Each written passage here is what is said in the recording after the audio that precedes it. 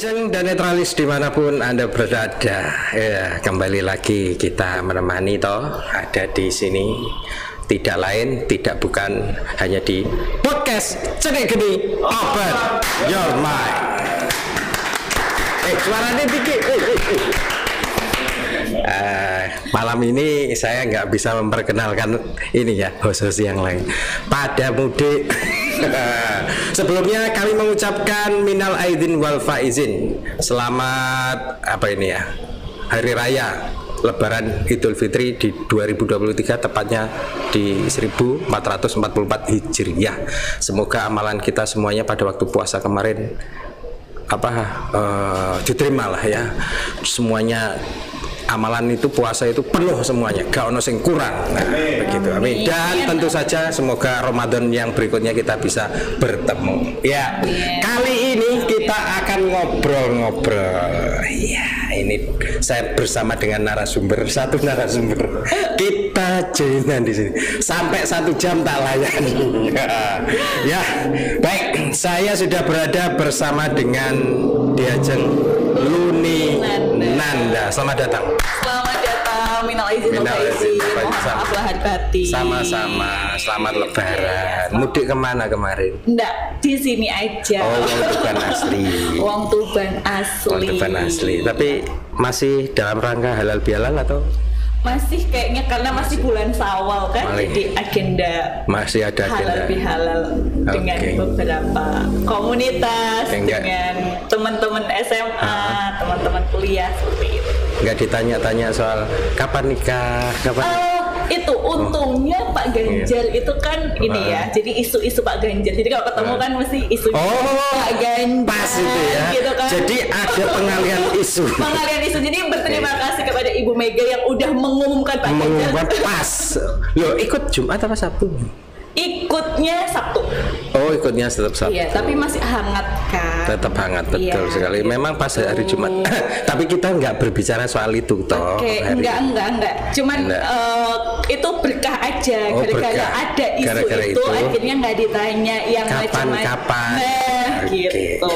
Nah, kita akan ngobrol seputar pekerjaan ya.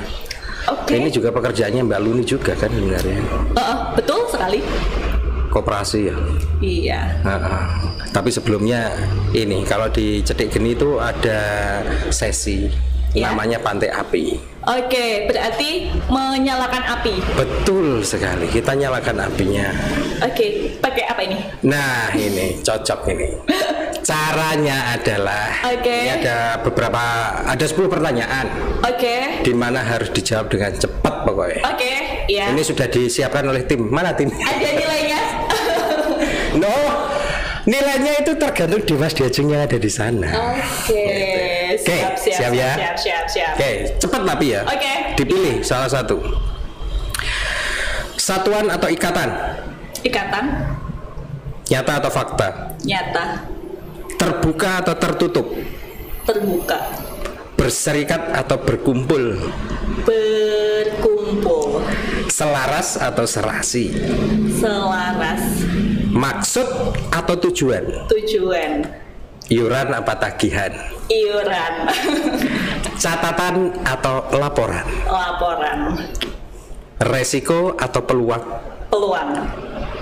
Jaminan atau tanggungan? Jaminan. Oke. Jawabannya nih. Ada poinnya kak? Oh, poinnya. Ada door prize-nya. Ada ini ya. Baik. Mbak Luni adalah seorang pegiat koperasi mulai dari mahasiswa dulu ya. Iya. Itu saya taunya itu Mbak Luni ini selalu ada di kantin dan di koperasi itu waktu mahasiswa itu. Dan nggak pernah nggak di situ. Ya. Kelihatannya itu rumah kedua. Iya. Dan saat ini menjabat COO atau Chief Operational Officer di Koperasi Multi Pihak Krea PDA Nusa Sejahtera. Ya betul. Itu di mana itu Pak? Di Surabaya. Oh di Surabaya. Iya. Berarti ini pulang pergi ke Surabaya. Jadi aktivitasnya memang untuk saat ini banyaknya di Surabaya gitu kan. Cuman ini masih agenda mudik kan, jadi masih ditutupan. Gitu. Saya mau tanya nih, jadi koperasi iki koyo apa toh? Banyak loh sebenarnya masih belum tahu. Yang kita tahu adalah koperasi itu ya minjemi duit. Iya. Nah. Kalau kita ngomongin koperasi, mungkin ini ya cerita dulu ya. Kenal koperasi gitu kan. Akhirnya tahu apa itu koperasi gitu. Betul. Waktu kuliah gitu kan. Kalau di kuliah itu apa ya? Ngambil jurusan apa? Matematika saya. Nah, peminatan apa sih? UKM. Oh ya, UKM. Kalau anak muda itu kan kalau ngomongin tentang entrepreneur itu selalu semangat ya gitu kan. Sedangkan di kampus itu waktu itu ya kalau kita mau belajar entrepreneur ya masuknya ke koperasi mahasiswa waktu itu gitu kan. Tapi ternyata salah nih gitu kan. Karena ternyata di koperasi itu nggak ngebahas entrepreneur gitu kan. Sama sekali. Mungkin sedikit lah gitu. Jadi kayak ngerasa kecelik gitu kan. Kalau orang Tuban tuh bilangnya kecelik gitu kan. Jadi kalau di koperasi mahasiswa kan kita berhimpun untuk mengelola bisnis, bukan gimana to be entrepreneur. Tapi mengelola bisnis itu sendiri bersama. Mengelola bisnis itu bersama-sama karena udah ada bisnis kan. Kalau di koperasi mahasiswa itu kan udah ada kantin, udah ada toko, waktu itu ada fotokopi dan sebagainya. Jadi kan bisnis yang udah running kita kelola bersama gitu kan, ganti struktural gitu kan, kepengurusan dan juga manajemen gitu kan, setiap tahunnya, setiap angkatannya gitu kan. Jadi dari situ terus aku create apa nih gitu kan untuk berbisnisnya kayak gitu. Terus setelah itu karena masih background mahasiswa itu kan banyak ini ya agenda-agenda untuk apa namanya bukan silaturahmi ya, misal ada kompetisi, terus habis itu ada acara-acara kayak gitu. Dari situ kebuka deh mindsetnya gitu kan. Kalau kepinginannya kita gitu. Bukan kepengenannya, mindsetnya aja sih. Kalau mau berusaha, mau bisnis gitu kan, dengan modal yang kita ini kecil banget gitu kan, iya mau nggak mau kita harus koperasi gitu kan. Modal kecil. Ya karena kan kalau koperasi itu kita berhimpun, usaha bersama. Gitu ya? Berhimpun gitu kan, kita berhimpun, menghimpun modal, menghimpun apa namanya pemikiran, menghimpun ide kayak gitu kan, untuk mengelola sebuah bisnis yang dimana itu bisa mensejahterakan semuanya gitu. Artinya kan berarti koperasi itu sebenarnya badan usaha milik bersama seperti itu? Ya kalau secara undang-undang kan memang definisinya itu ya gitu kan. Usaha bersama yang dimiliki individu atau badan. Kalau koperasi sekunder itu kan badan ya, badan-badan gitu kan, kumpulan koperasi bentuk koperasi lagi. Iki ono koperasi sekunder berarti liane ono iki. Koperasi apa mana? Jadi koperasi itu kan ada jenisnya, yang keanggotanya orang perorangan itu namanya primer. Jadi kayak orang KPRI, perorangan ya, itu primer. Jadi kayak KPRI. Ya KPRI itu saya tahu itu primer. Ya, terus orang perorangan. Terus kalau sekunder itu biasanya ada koperasi-koperasi, misal nih apa namanya KUD.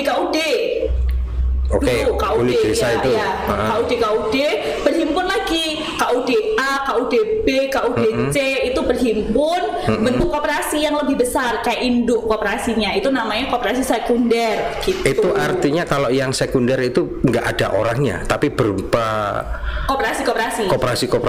Iya, tetap ada orangnya kan, nanti setiap koperasi juga mendelegasikan juga kan, kira-kira siapa yang ini biasanya pimpinannya kan. Dari pimpinannya itu. Oke.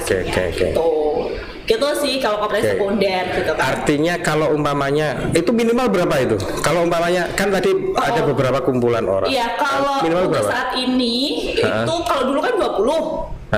Untuk mendirikan koperasi itu 20 orang.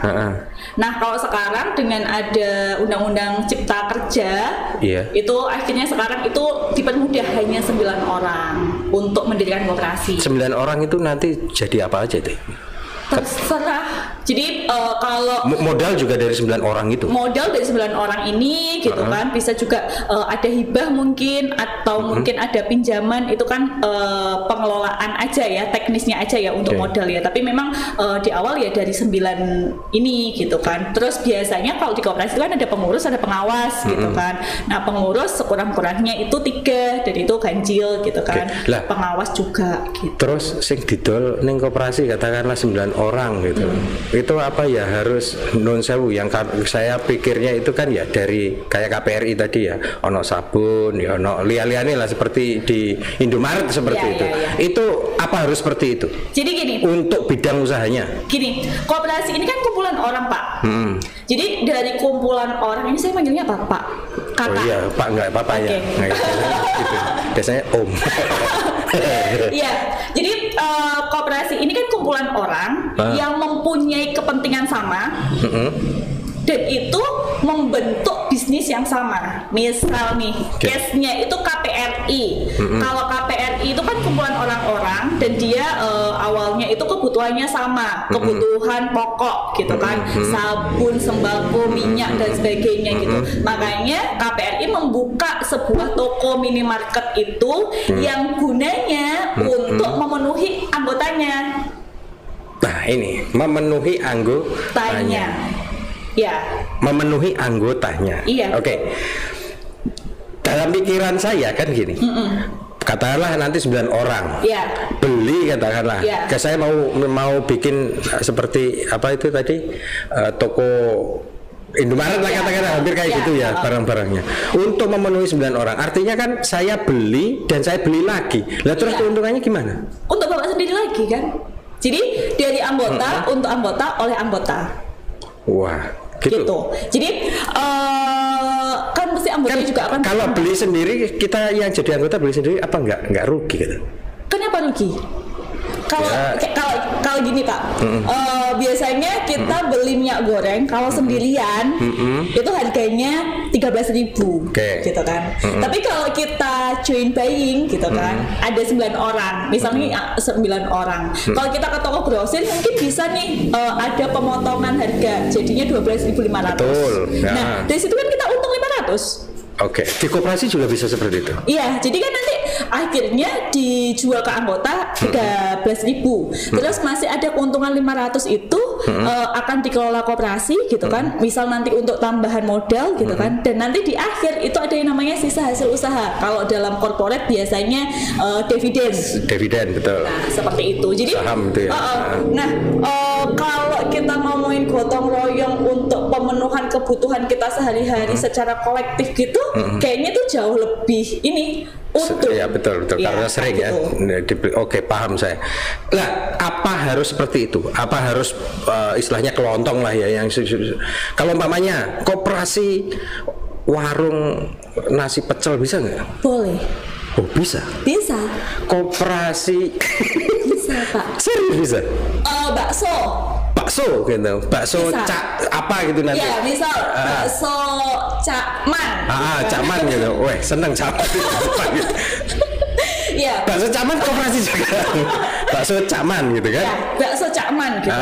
Katakanlah itu koperasi bisa? Bisa. Jadi misal nih, Cakman ini punya awalnya dia punya warung bakso, tapi dia hanya sekedar biasa gitu kan. Terus dia pengen memperbesar marketnya gitu kan. Ya udah, membership aja gitu kan. Membership?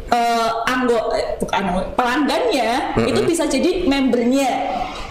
Koperasi bakso Cakman gitu kan. Nanti dari situ akhirnya mereka kan bayar iuran, bukan iuran ya, simpanan ya, untuk memperbesar si koperasi si baksonya ini gitu kan. Bisa jadi besok yang hanya satu cabang karena ada kumpulan modal gitu kan, akhirnya cabang 2 ada. Termasuk bikin kafe anak-anak muda bisa enggak? Bisa jadi. Bisa jadi. Jadi sesuai dengan kebutuhan. Jadi kalau koperasi itu usaha bersama sesuai dengan kepentingan dan kebutuhan. Misal nih barbershop gitu kan. Barbershop. bisa juga koperasi. Bisa. Hanya saja kalau menurut aturan harus 9 orang ya. Harus 9 orang gitu. Total untuk modal kata enggak ada. Enggak ada minimal ini. Minimal itu di koperasi simpan pinjam aja ada minimal. Nah, sebelum masuk ke simpan pinjam, intinya kan begitu. Semua bidang usaha bisa dipakai dengan koperasi. Legal koperasi itu. Iya. Jadi ini sebenarnya ini ya sebuah badan yang memang solusi untuk anak-anak muda. Karena anak-anak muda ini kan modalnya terbatas. Betul. Terus anak muda itu sukanya berkolektif ya. Kolektivitas di komunitas itu. Dari komunitas-komunitas itu harusnya bisa mengelola sebuah bisnis bareng. Bisa itu. Komunitas bisa bikin koperasi. Bisa, malah bagus Pak. Karena koperasi saya itu awalnya juga dari komunitas. Tuh. Piye anak muda ngono ki bocah nom-nom ngerti apa ora? Blog ngene iki. Nah ini tugasnya saling memberikan energi dan memberikan. Kenapa kok enggak ada yang katakanlah mereka kalau mindset pikiran pasti bikin PT, bikin CV. Betul. Kenapa nggak pakai koperasi? Apa ada hal yang membedakan koperasi itu dengan CV atau PT itu? Pajak mungkin atau apa? Kalau semuanya sama, karena kalau PT sama koperasi itu sama kan, badan usaha. Kalau CV kan belum badan usaha ya. Kalau CV itu masih di. Iya sama aja sih badan usaha, cuma ya begitulah. Gitu. Saya juga nggak. Biasanya kalau tender kayak gitu, kalau CV kan belum. Nah itu. Nah mungkin karena praktek koperasi yang ada di masyarakat itu masyarakat mengenalnya hanya koperasi simpan pinjam. Dan edukasi tentang koperasi, literasi tentang koperasi di masyarakat itu kan masih minim nih Pak, gitu kan. Jadi anak muda itu banyak yang belum tahu gitu. Intinya pada sosialisasi nih. Gitu. Karena memang literasi koperasi itu masih kecil banget dan memang kami dari teman-teman yang pegiat koperasi juga sedang berjuang mengawal undang-undang koperasi gitu kan. Apa yang dikawal? Ya banyak hal mulai dari peraturan dan sebagainya. Kalau kami sih sebagai anak muda lebih banyak mengawal tentang literasi koperasi, gimana literasi koperasi ini bisa masuk ke dalam undang-undang koperasi gitu kan. Jadi keilmuan koperasi itu bisa masuk ke SD, SMP, SMA. Itu kalau umpamanya mau bikin koperasi begitu langsung ke notaris itu kan? Langsung ke notaris. Bisa itu ya? Iya.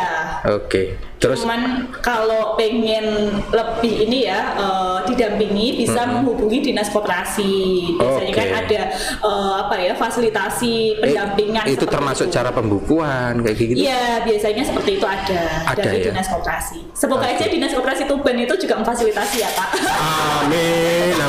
Amin lo ngono lo ya. Orang usah kebayang-bayang CV PT salah wong koperasi yo iso. Gitu kan. Tapi koperasi kalau ke tender belum bisa ya? Bisa Pak. Oh bisa. Saya di Surabaya juga main tender kayak gitu deh. Pengadaan juga bisa. Lagi ngerti kok. Serius? Bisa Pak. Kayak gitu. Bahkan di PP kalau nggak salah Pak, PP 2020 kalau nggak salah. 2020? Iya. PP pokoknya saya lupa. Itu koperasi dan UMKM itu jadi prioritas 40% dalam pengadaan yang ada di pemerintah. 40% pengadaan di dalam. Iya, jadi harus ada slot 40% gitu. Oke. Itu pemerintah untuk daerah atau seperti di mana pun itu PP itu. Saya lupa PP nomor berapa. Nah iya.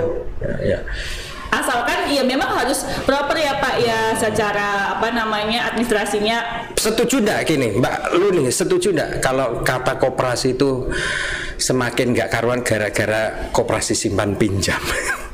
Setuju enggak wes? Setuju. Perkorone. Jadi gini, undang-undang koperasi itu masih jadul banget Pak, 92. Oke, yang masih jadulnya di undang-undang koperasi itu apa? Bukan tahunnya tentunya.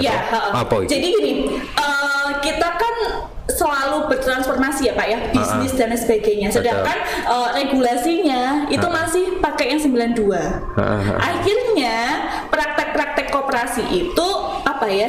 Ya diakal-akali sama orang-orang yang lebih pintar gitu untuk mengambil keuntungan secara pribadi seperti itu, yang akhirnya merusak citranya koperasi. Kalau kita ngomongin koperasi simpan pinjam salah apa tidak, sebenarnya tidak salah gitu kan. Nah, saya kata sebenarnya tidak salah berarti ono salah. Sing salah itu gitu. Aku pengen ngerti. Iya, praktek-praktek yang tidak sesuai dengan prinsip. Kebanyakan yang berjalan di masyarakat kita, koperasi simpan pinjam itu dia tidak ini anggotanya tidak kalau koperasi simpan pinjam harusnya kan ada simpan, ada pinjam.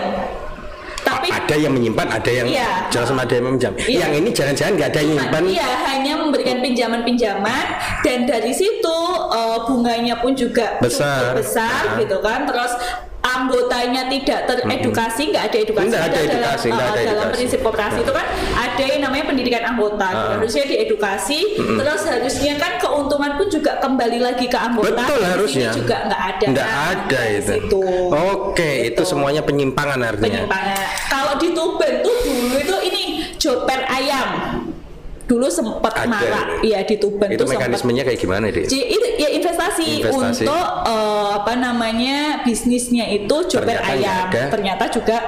Nah itu harus, makanya kalau koperasi ini kan dengan asas kekeluargaan, sebisa mungkin kan kita ngebangun koperasi itu benar-benar dari orang-orang yang memang kita percaya, karena kita mengelola usaha bareng. Jadi itu pemerintah ngelihat apa enggak ini?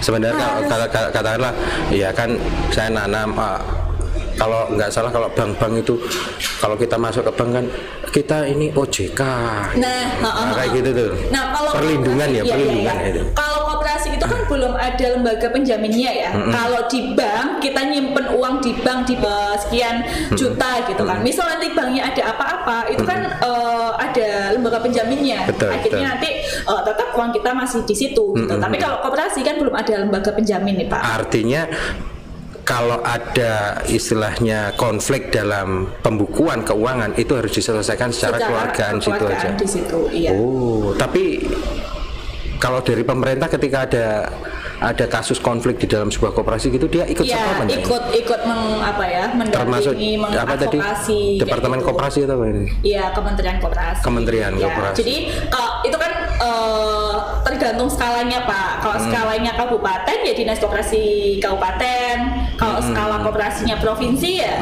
Dinas Koperasi Provinsi. Tapi kalau skalanya nasional itu ya jadi Kementerian Koperasi. Artinya apakah ketika kita mendirikan koperasi terus setiap tahun pembukuan kita itu juga diberikan ke Kementerian Koperasi itu juga? Tergantung. Maksudnya koperasinya tergantung.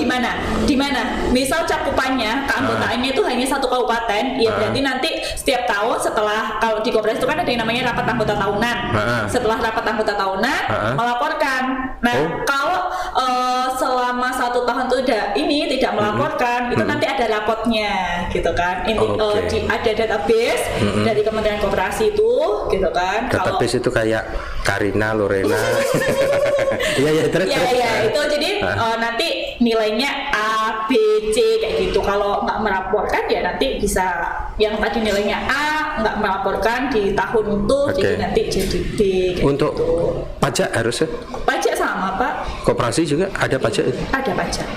Sama halnya dengan usaha-usaha biasanya itu? Iya. Oke. Kalau dilihat dari save-nya, enaknya daripada PT dan lain sebagainya, koperasi ini enaknya apa? Enaknya itu karena ini buat yang muda-muda lah. Iya.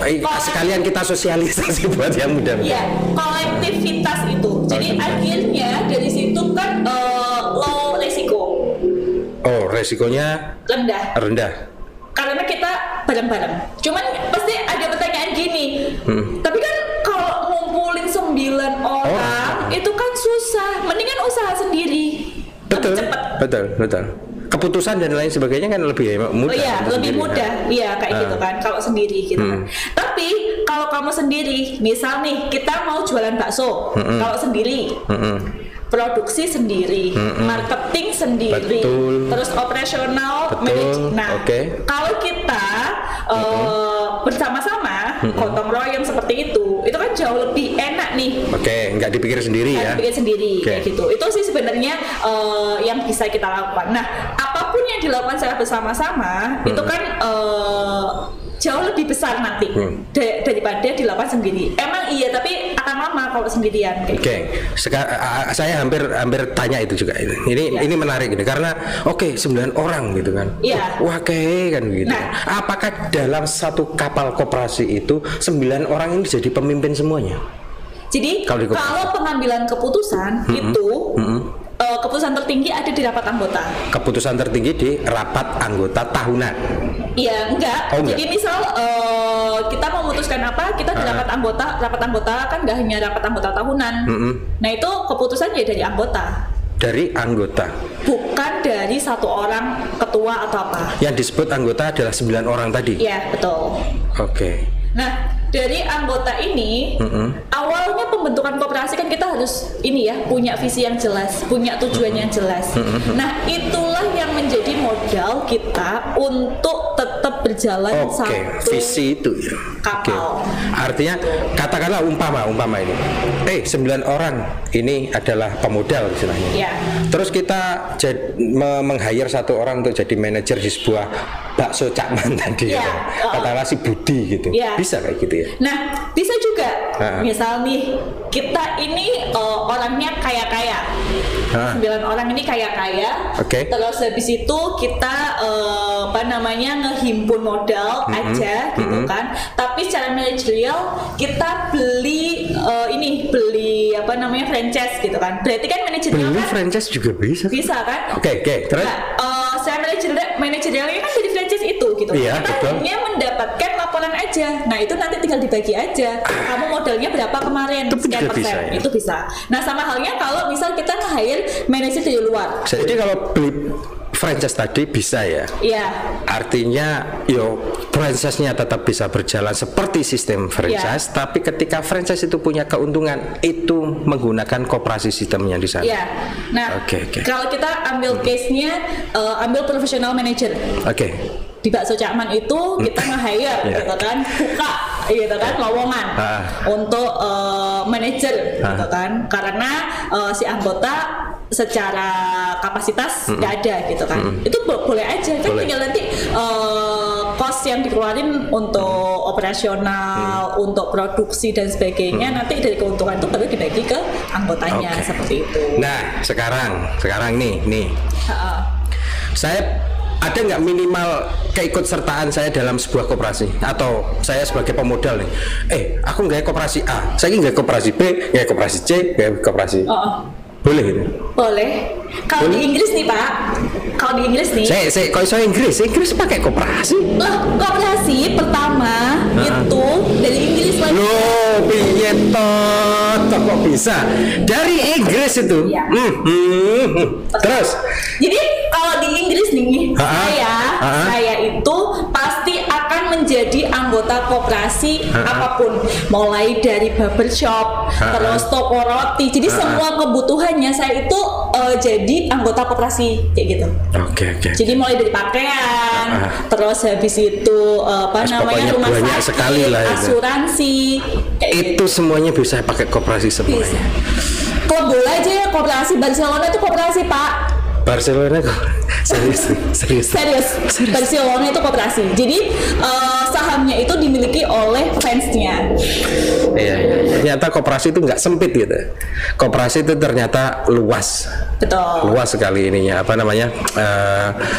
Pengembangan usahanya, kemudian kesempatan-kesempatannya, dan resiko dalam usaha itu juga kecil. Karena ditanggung bersama. Apapun yang ditanggung bersama itu kan jauh lebih mudah ya Pak ya. Intinya seperti itu. Sebelum kita bubaran ini, saya pengen Mbak Luna ini memberikan dua patah kata sebagai motivasi kepada Dimas Diajeng dan Netralis nih, khususnya Tuban, nek bisa ya se-Indonesia, suarakan suara koperasi. Silakan. Kalau diminta sebenarnya ini ada rasa ini sih. Saya kemarin tuh di grup ada yang WA gitu. Aku sedih deh gitu kan, karena banyak komen-komen dari postingan Kementerian Koperasi itu, komen-komennya tuh koperasi selalu jelek gitu kan. Yang apa namanya bunganya tinggi, karena taunya koperasi simpan pinjam bunganya tinggi, terus habis itu apa namanya kadang itu cara penagihan bank retail itu kan juga kurang. Itu bukan koperasi, itu kapitalis.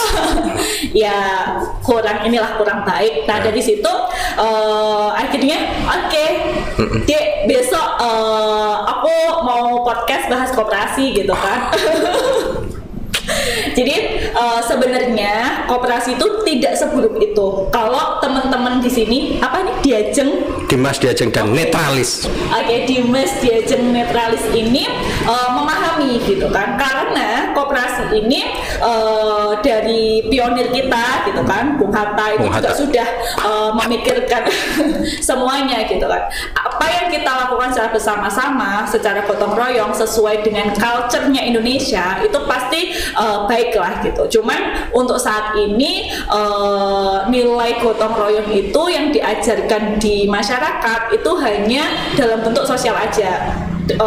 Misal bangun rumah bareng-bareng, waktu SD kan selalu contoh gotong royong gitu kan, bangun rumah bareng-bareng ya, terus bangun pos kampling kayak gitu, kerja bakti dan sebagainya, tapi belum masuk ke kegiatan ekonomi. Padahal kalau kita bisa masuk ke kegiatan ekonomi, misal beli beras bareng-bareng gitu kan, yang dikelola oleh ibu RT gitu kan, nah itu kan jauh lebih murah gitu kan, akhirnya kesejahteraan pun juga bisa dirasakan juga sama masyarakat. Oke. Gitu. Jadi ayo kita sama-sama apa ya, membanggakan koperasi gitu kan, nilai-nilai yang mungkin teman-teman yang sudah berkoperasi gitu kan bisa memberikan testimoni gitu kan, kebermanfaatan, terus habis itu sesuatu hal yang menarik itu kita up terus lah gitu kan. Jangan hanya masalah-masalah yang sebenarnya itu bukan koperasi tapi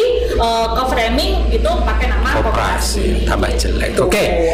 Dimas Diajeng dan Netralis itu pesan-pesannya. Yang penting nilai-nilai koperasi gotong royong itu jangan dipersempit. Tidak hanya pada aktivitas kultural dulu, tetapi harus pada bahasan-bahasan masalah ekonomi. Saya Denny Sumirat di sini beserta dengan narasumber Mbak Luni Nanda. Kita undur diri terlebih dahulu. Tetap saksikan podcast Cedik Geni, dan kita juga ada Netra Ngaji ya, yang terbaru, yang pokoknya adalah kita spiritualitas religi ya.